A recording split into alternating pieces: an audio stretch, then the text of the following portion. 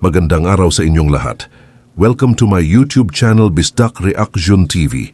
Ngayon bigyan natin ng reaksyon ang hula ni Madam Maestrang Ganda tungkol kay former Yusek Cabral, kung ano ba talaga ang totoong nangyari, nagpakamatay ba siya or may nakaplano talaga sa lahat. Dito natin malaman kung ano ba talaga ang koneksyon sa lahat ng nangyayari sa lahat tungkol kay Yusek Cabral, ang kalunos-lunos na sinapit sa kanyang buhay dahil sa nangyaring traidoran. At ngayon, hindi na natin patagalin pa ito na ang pagbasa ni Madam sa totoong sinapit ni Yusek Cabral. Pero bago ang lahat, maraming salamat sa pagtangkilik sa aking YouTube channel Bisdak Reaction TV. At kung bago ka pa lang sa aking YouTube channel, huwag kalimutan mag-like and subscribe para updated po kayo sa mga bagong video, tarot card reading tungkol sa ating bansang Pilipinas. Kung matapos mo ang video na ito, huwag kalimutan magkomento para mabigyan natin ng reaction tungkol sa hula ni Madam kung totoo ba talaga ang lumabas sa baraha.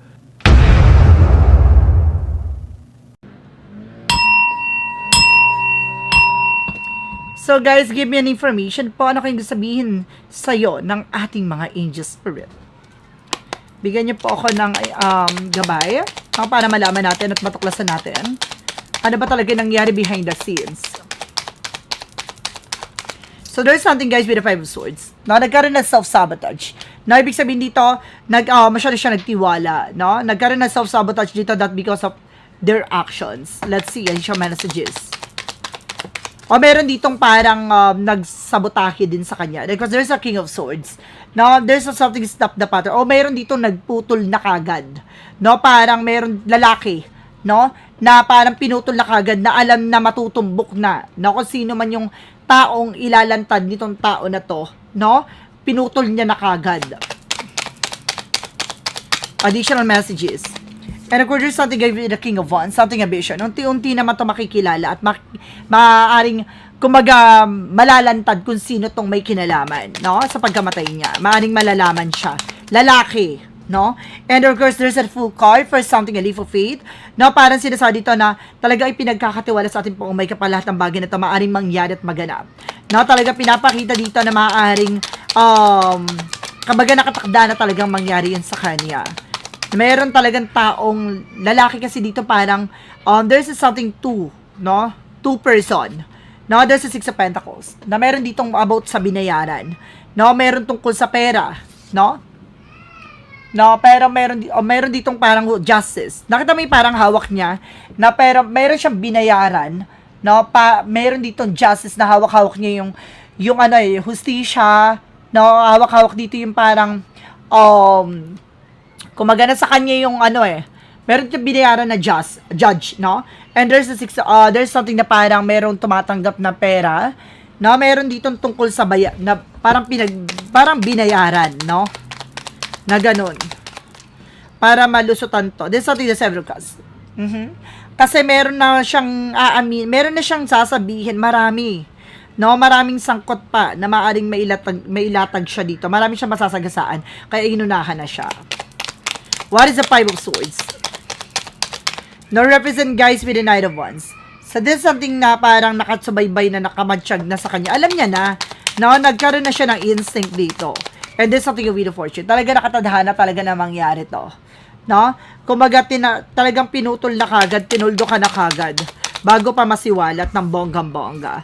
And of course, there's the King of Pentacles. No? Hindi lang tatlong lalaki, hindi lang dalawang lalaki, tatlong lalaki to, na maaaring involved din dito. No? I feel something may position to. May mga position to. There's a Six of Swords. No? Meron dito kasi na parang tatakas, no? Aalis. Na parang, kumbaga, masyado kasi siya nagtiwala. Meron ditong, kumbaga, alam mo, na merong involved dito na parang natatakot, no? Natatakot na umamin na magsalita dahil parang about sa family, ganon. Na meron ditong parang bigla na lang mawawala. Parang buong family to, parang aalis sa takas, no? There's a Two of Cups. May partnership talaga. Na meron talaga dito na about sa partnership. No, baka sinuhulan siya, hindi siya nagpasuhol, ganon. No, hindi siya nagpabayad. No, parang aamin siya pero no, parang meron na siya na na-sploke, pero anong nangyari after that, no, dinali na siya doon para hindi na magtuloy-tuloy. This is something a Queen of Swords, clear the boundaries. Talagang lininis na. No, related to, no, tatlong ba lalaki na involved dito, at the same time, isang babae na parang nilinis na kagad, na kasi siya yung magiging parang, kumbaga, hudyat, no, para malantad. Parang siya yung magiging, first na, mag-front, no, para mabulgar to. And of course, there's something, guys, with a Five of Cups, something, a disappointment, or something regret, no, parang mayroong mga bagay din siya pinagsisisihan dito, nagpagamit siya, ganon, so may mga bagay talaga na alam niya na yung magiging resulta. And there's the Queen of Cups, emotional intelligent, no, parang pinapakita dito, no, meron talaga nagmamanipulate, no, meron talaga nagko-control dito, na babae nagko-control. Now, let's see. Ang daming involved, ha? In fairness. And there's a Page of Cups by intuitions. Now, meron dito something fishy. Na talagang meron dito parang malansa na maaring lumabas. May baho pa na malantad. Na tungkol sa kapag kamatay niya. Na may malalantad dito. There's a Three of Swords. See? Now, meron dito about sa parang insecure or something na parang kumbaga traitor. No? Third party. Something like that. Now, betrayal. And there's an Empress card. This is something na parang related dito sa isa pang babae. Ang daming tatlong babaeng involved. Tatlong lalaki ang involved. Now, may partnership.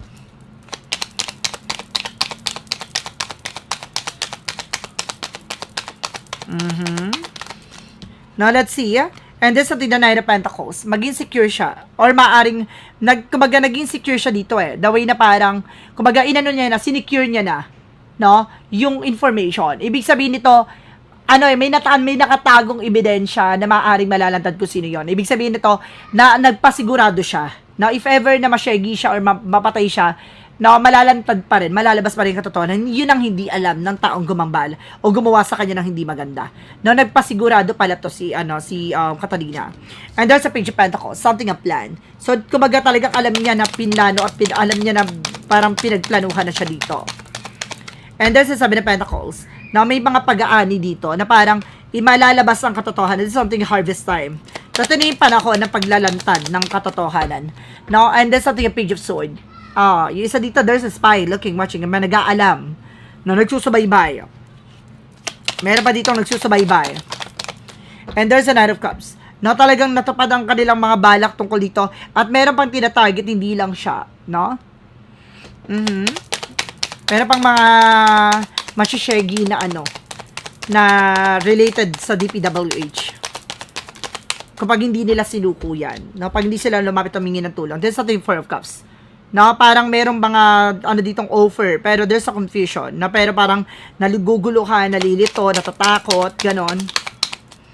And of course, there's a Hermit card. No? The truths come out. No, talagang lalabas ang katotohanan dito. No, lalantad at katotohanan dito, lalabas ang baho. Kung sino man yung may kinalaman about sa pagkamatay niya, lalabas yon. No, malalantad yon. So, alamin natin, totoo ba nag-suicide siya o pinatay siya? Let's see. Clarify natin, guys.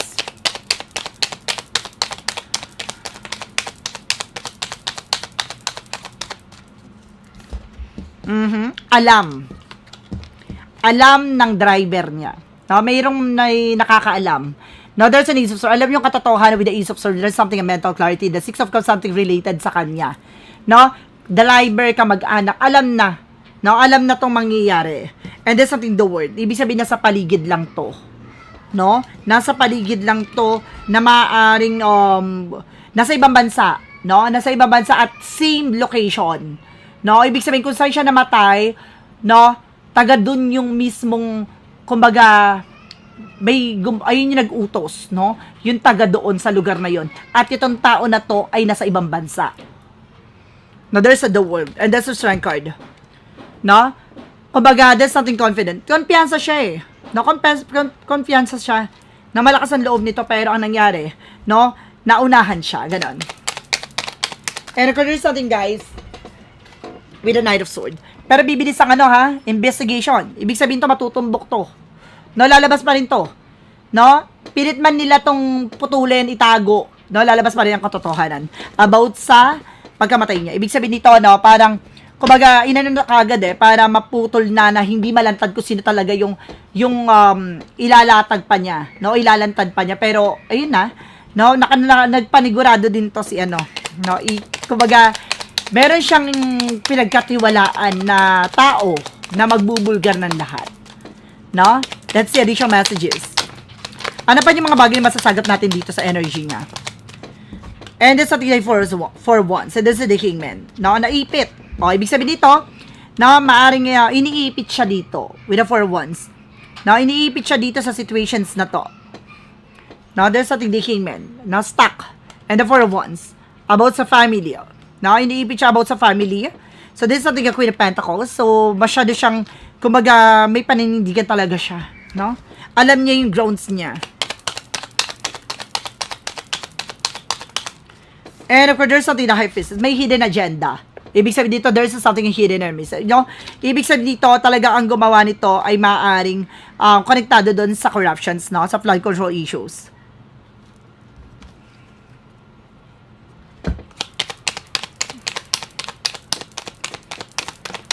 And there's a Three of Cups.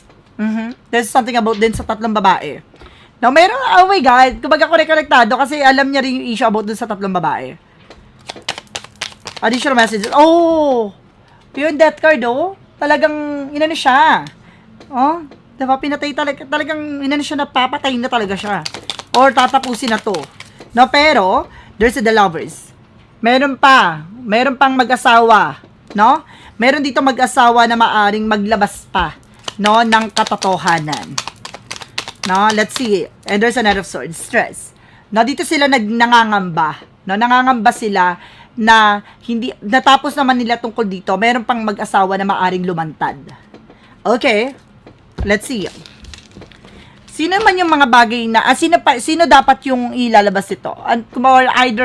Kumbaga ano ba yung mga bagay na malalaman dapat sa kanya? Or yung dapat na mabubulgar niya. Ano at anong konektado? Sino-sino yung dapat? Na ganon. And there's a 7 of Wands. Ay, protected. And there's the Knight of Cups. Now may offer. Now and there 8 of Pentacles. Okay, ibig sabihin nito, nasa loob pa, nagtatrabaho pa. Now, and the 7 of Wands, something protected. Protection with the Knight of Cups, may offer dito. With the 8 of Pentacles, nasa loob pa, no, nagtatrabaho pa siya. Now, I feel something na ano to oh, may tungkol talaga sa flood control issues, no? About sa financial loss, na nawalang pera. And there's an Ace of Cups, no? Na this is something an offer, na may offer talaga din dito. Ibig sabihin dito may offer na position. Ibig sabihin dito, na ang pumuprotekta dito, may offer din sa kanya. May offer din sa may offer din dun sa maglalabas ng katotohanan pa.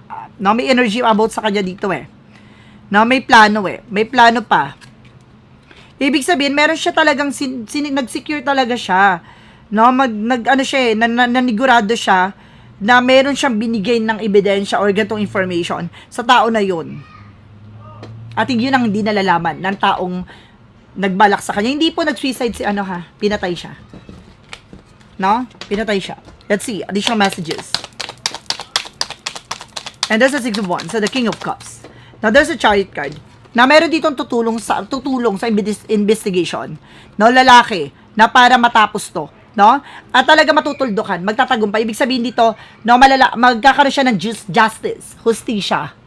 No, lalaki ang magtitake ng action dito, kikilos. No, para matuldukan na. No, about sa eksena niya. So, this is a ticket preference. There is a perfect timing. So, lahat ng bagay nito nasa tamang panahon. Nasa tamang pagkakataon talaga. No? Lahat ng bagay nito nakalaan talaga. So, ibig sabihin dito, clarify lang na hindi siya nagpakamatay. No? Pinatay siya. What is a shadow work? There's a deception. Oh, see?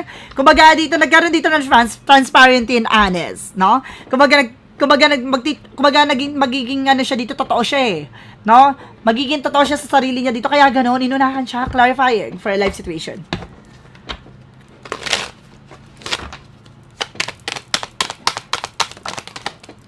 And there's something cavern of secrets. So, siya kasi daw may hawak ng sikreto. Pero there's something na parang lalabas, no? No, talagang meron ditong parang multo or anino na parang magbibigay ng kasagutan sa lahat. No? Parang may pag-uusig. No? Uusigin niya. Uusigin niya. From what lies beneath, we hear the future. Uusigin niya ang ano dito, ang taong umano sa kanya. Fulfilling fantasy. Now, there's a caution. May paalala eh. Now, there's a road. No? Kumbaga, meron ng paalala sa kanya about dun sa road na yon.